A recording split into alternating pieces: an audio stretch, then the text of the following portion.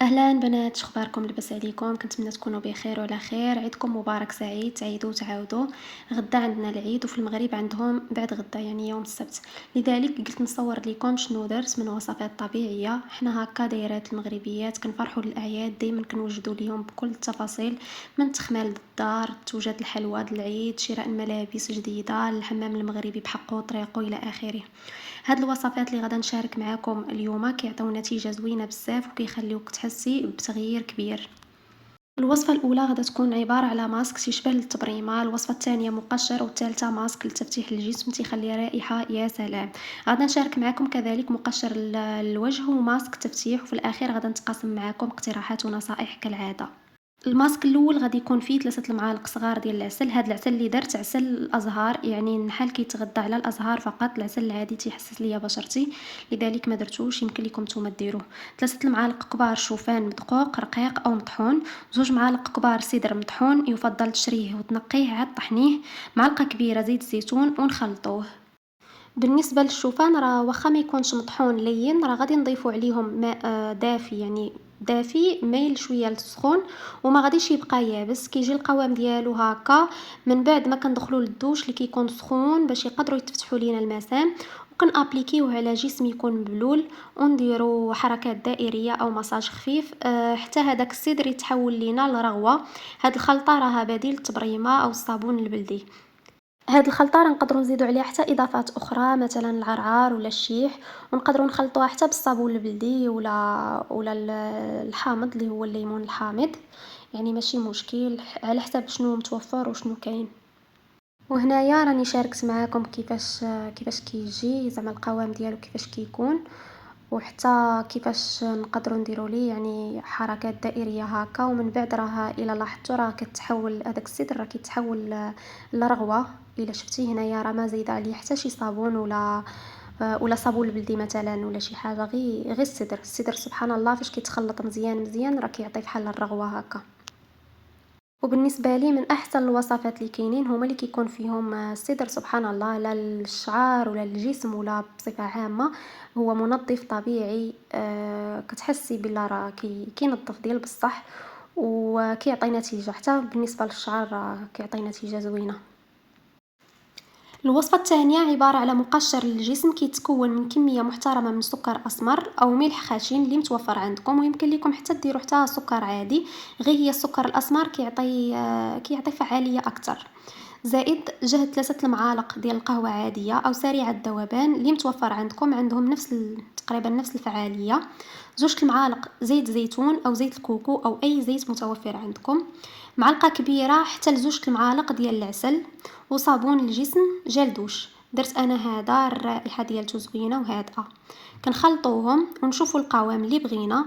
انا زدت شويه عاود سكر اسمر، يعني على حساب نتوما كيفاش كتبغيو القوام ديالو، كاين اللي كيبغيه شويه، كاين اللي كيبغيه جاف اكثر يعني عاقد اكثر، كاين اللي كيبغيه موين. انا كيعجبني هكا متوسط، القوام ديالو يكون متوسط. نطبقوا على جسمنا مع حركات دائريه خفيفه لمده 15 دقيقه، وما نساوش المفاصل والاكواع اللي تيكون فيهم الجلد ميت اكثر.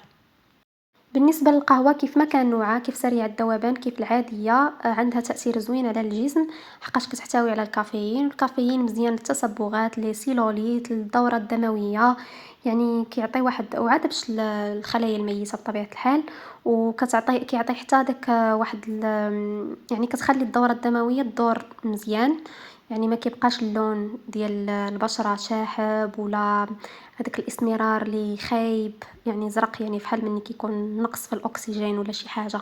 يعني غير اعتمدوها، يعني فيما تبغيو دوشو ديروا بها سكراب للجسم ديالكم، راه زوينه بزاف عن تجربه يعني. وكيف قلنا هي مكون فعال للتقشير، حتى هذوك الحبوب اللي كيكونوا صغار ولا جلد الإوزة، ولا المهم الحبوب اللي كيكونوا تحت من الجلد ولا شي حاجه كيكونوا صغار، كتحيدهم القهوه مع المداومه. الا بقيتي كديري سكراب يعني مثلا كل 3 ايام في السيمانه ولا شي حاجه، كتعطي واحد المفعول زوين. ندوزو الوصفة الثالثة واللي هي ماسك تفتيح الجسم. هاد الماسك من المفضلات عندي، يعني من افضل الماسك ديال الجسم او ديال التفتيح بالنسبه ليا. الا درتوه 2 المرات حتى 3 المرات في الاسبوع كيعطي نتيجه، بالاخص دابا الحال سخون يعني الصيف، يعني كيخلي البشرة ما يكونش فيها داك الإسمرار اللي خايب اللي ما كنحملوش حنا كاملين.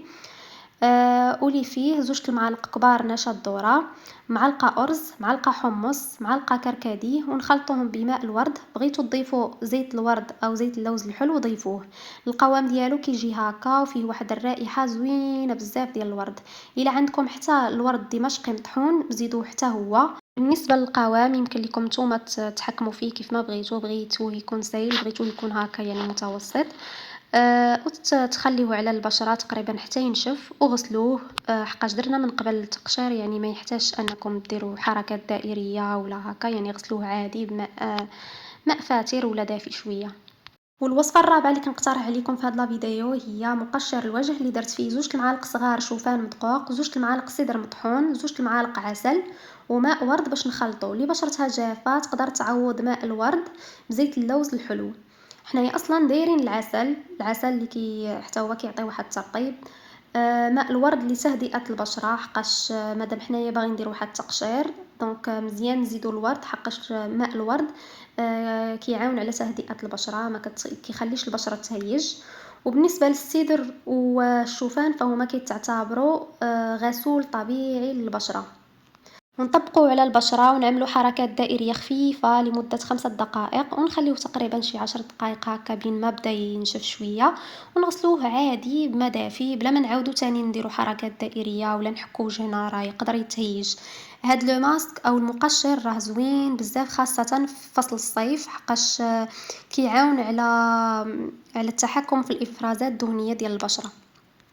ومن بعد درت هاد لو ماسك ديال التفتيح اللي فيه 2 المعالق صغار نشا، 2 المعالق أرز، ونخلطوهم بماء الورد أو يوغورت طبيعي على حسب نوع البشرة.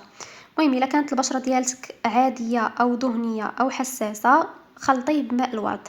إلا كانت البشرة ديالتك جافة من الأفضل ديري يوغورت طبيعي باش ما تنشفش ليك البشرة ديالتك. هنا ما عرفتش كيفاش حتى ما تصورش لكم لا فيديو وانا كنابليكي في لو ماسك. المهم خليوه تقريبا 15 دقيقة وغسلوه بماء فاتر. وما تنساوش ليا الترطيب ولا بد للبشرة ديال الوجه والجسم، لاننا تخلصنا من الخلايا الميتة فالبشرة كتكون حساسة وناشفة، ضروري من الترطيب سينو هذاك توحيد اللون اللي كنقلبوا عليه غادي تقلب لينا التصبغات. واخا يكون الحال سخون والصيف والافرازات الدهنية عاد ما كتزيد في الصيف وكذا، ولكن ضروري من الترطيب على مدار السنة. وما تنساوش ليا كذلك الترطيب الداخلي، يعني شربوا الماء مزيان مزيان مزيان مزيان. بالنسبة للكريم إدغاطونت أنا كنستخدم هذا للجسم ديالي صراحة زوين وانطونس شوية، يعني كيرطب زوين خاصة البشرة الجافة يعني الجد جافة. بالنسبه لشعري راه نسيت ما صورتش لكم شنو درت ليه. راه درت ليه تقشير الفروه بالتونر ديال غلايكوليك اسيد من بعد ما خففته شويه بالماء وابليكيتو على الفروه وخليته تقريبا 20 دقيقه. ومن بعد درت هذا الماسك الجاهز ديال التاف ولا الفيف، غير لي لونغور كيعطي ترطيب زوين للشعر. من بعد ما ساليت من الدوش شعري نشفته بالسيشواغ بالبارد ماشي سخون، درت ليه قبل هاد البرودوي ديال ضد الحراره وحتى ما كيخليش الشعر يطاير. انا درته لهذا السبب باش الشعر ما يبقاش يطاير. دهنت شعري بهذا السيروم من بعد ودرت هادو اللي كيعطيو شكل ويفي للشعر بلا ما تحتاجوا تعرضوه للحراره، وكيعطيو حتى فوليوم زوين للشعر. وكنصيحه البنات الشعر حاولوا تشدوه بهاد الرابطات ديال الساطان ماشي الاخرينات اللي كيتسبوا في التساقط ديالو. وهاد لابوني ديال الساطان كنديرها فاش كنبغي نصايب شعري ويفي وحتى فاش كنكون يلا غسلت شعري ونشفته. ما كتخليش الشعر يتهرس او يطاير او يتخبل. وبالنسبه للمخده راه دايره هاد الغطاء ديال الساطان والله البنات هاد الشيء راه بسيط وكيعطي نتيجه زوينه للشعر مع المداومه. وبالنسبه لسنيناتي درت ليهم هاد لاباغاي دو بلونشيمون كيبقاو سنان بويض وما كيتحسوش، راه حتى كريس راه عندهم نفس هاد لاباغاي. صراحه زوينه ما كتحسيش بالسنان كيتحسوا نهائيا. راه ديجا بارطاجيت معاكم في لا فيديو اللي فاتت يعني كيفاش كتستخدموا داكشي. المهم راه كيجي مع داك معجون الاسنان، هي ساهله كتشدي تابليكي هذاك معجون الاسنان على لاباغاي وكديريها على سنيناتك وكتخليها شويه ومن بعد كتغسلي سنانك عادي. وبالنسبه للنايت سكين كير اللي درت اليوم درت هاد السيروم اللي زوين للبقع وتوحيد اللون ديال البشره وماشي مشكل يدار في الصيف راه خطير بزاف غير قلبوا عليه في الانترنت. ودرت هذا لمدار العينين، انا عندي مشكل ديال الاوعيه الدمويه هذا كينقص من المظهر ديالهم واخا ماشي حل نهائي. ودرت كريم إضغاطونط ديال أوسيغين، مرة كندير هذا ولا هذا على حساب شنو محتاجة البشرة ديالتي. فاش كنكون دايرة شي تقشير ولا دايرة شي أسيد كندير كريم إضغاطونط اللي يكون القوام ديالها شوية ثقيل.